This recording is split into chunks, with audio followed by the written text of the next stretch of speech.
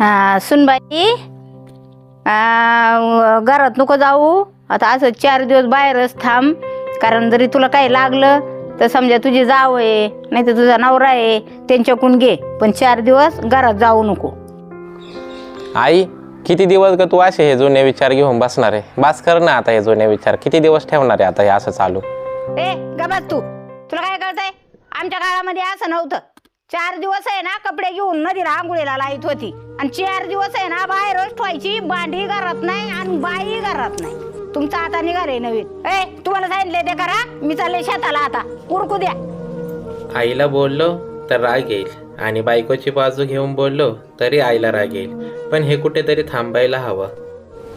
राजश्री, चल जेवायला. ताई, तुम्ही विसरलेत का? आई मला आत्ताच सांगून गेल्यात ना की हे 4 दिवस कशालाच हात नाही लावायचा, घरात पण नाही यायचं. मी नाही येऊ शकत. तुम्ही मला इथंच जेवायला द्या आणून.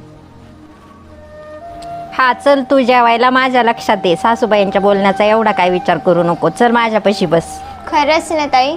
हा वली चल. एका स्त्रीच्या आयुष्यात हे 4 दिवस खूप महत्त्वाचे असतात, कारण याच 4 दिवसामुळे आपण हे जग बघू शकतो. ही गोष्ट कशी वाईट असू शकते ही कधी आपल्या समाजाला समजणार काय माहीत. हे कुठेतरी थांबायला हवं.